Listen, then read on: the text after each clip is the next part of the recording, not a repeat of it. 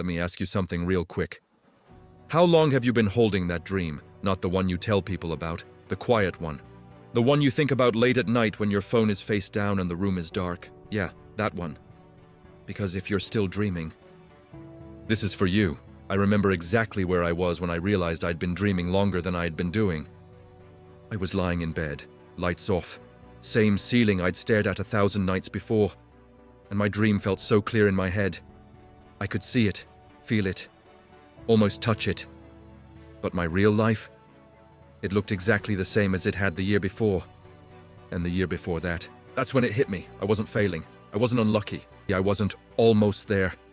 I was comfortable dreaming. And that's dangerous. Because dreaming feels productive without requiring courage. We don't talk about that enough. Dreaming doesn't ask you to risk anything. Doing does. I told myself a lot of nice lies back then. I'm still figuring things out. I just need more time. I'll start when I feel ready. But if I'm honest, I was scared. Scared of starting and finding out I wasn't special. Scared of trying and failing publicly. Scared of turning a beautiful dream into a messy reality. So I stayed in my head. Because in your head, everything works out. In real life, it fights back. Here's the part that hurts a little. Most people don't abandon their dreams. They slowly postpone them to death, one day at a time, one excuse at a time, no big dramatic moment, just not today. I remember scrolling through my phone that night, watching other people live pieces of the life I kept planning, and instead of motivation, I felt resentment. That's how you know something's wrong. When inspiration turns into bitterness. That's not jealousy, that's your soul saying, hey, and that was supposed to be us. And that night I asked myself a question I'd been avoiding. If nothing changes, will I be okay with this life 5 years from now? I didn't even need to think. The answer was no, and that scared me more than failure ever could. So the next morning, I didn't wake up inspired. I woke up honest. And honesty changes things. I admitted something I'd never said out loud. I don't actually want this life. Not in a dramatic way, just truthfully. And once you say that, you can't unhear it. That was the day dreaming stopped feeling safe. Because I realized something. Dreams don't expire, people do. And suddenly time felt loud. Not urgent in a panic way. Urgent in a quiet, serious way. Like, if not now, then when? I didn't flip my life upside down that day. I didn't quit everything. I didn't make some huge announcement. I did something way smaller. I took my dream seriously for 1 hour. That's it. 1 hour with no scrolling. No distractions, no pretending, just action. And wow, it was uncomfortable. I didn't feel talented, I didn't feel confident. I felt slow, awkward, bad. And my brain immediately tried to pull me back. See? You're not ready. This is why you were waiting. But this time, I didn't listen, and herein something nobody tells you.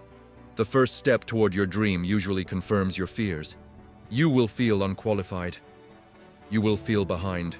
You will feel like you wasted time. That doesn't mean stop. That means you finally left the fantasy phase.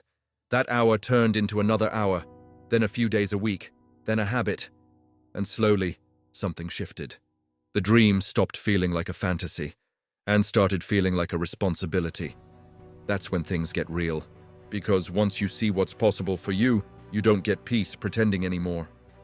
Let me say this gently. If you're still dreaming, it's not because you're lazy. It's because dreaming feels safe. But safety is expensive.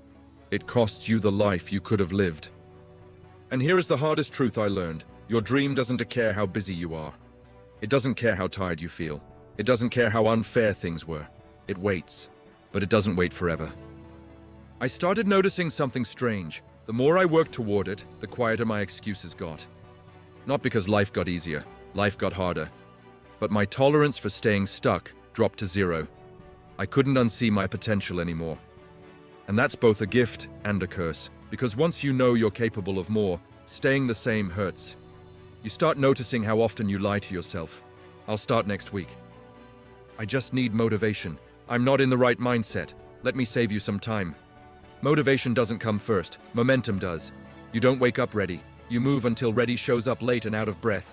And yeah, some days I wanted to quit. Some days I felt stupid for even trying. But I reminded myself of something important. I'd rather fail at my dream than succeed at avoiding it. That became my line in the sand. And over time, I changed. Not into a different person, into a braver version of myself. I stopped romanticizing someday. I stopped waiting for confidence. I stopped asking people for permission to want more. And something wild happened. The dream started meeting me halfway. Opportunities didn't magically fall from the sky, but doors appeared where walls used to be. Because effort changes how the world responds to you. People treat you differently when you treat your life seriously. Here's something I wish someone had told me sooner. You don't need to know the whole path. You just need to stop standing still. Clarity comes after movement, not before. If you're still dreaming, I want you to hear this clearly. You're not behind, but you are at risk of staying comfortable. And comfort will lie to you. It'll say, you've got time, until you don't. I'm not saying quit everything tomorrow. I'm saying stop lying to yourself tonight. Ask yourself, what is one small action that would prove I actually care about this dream?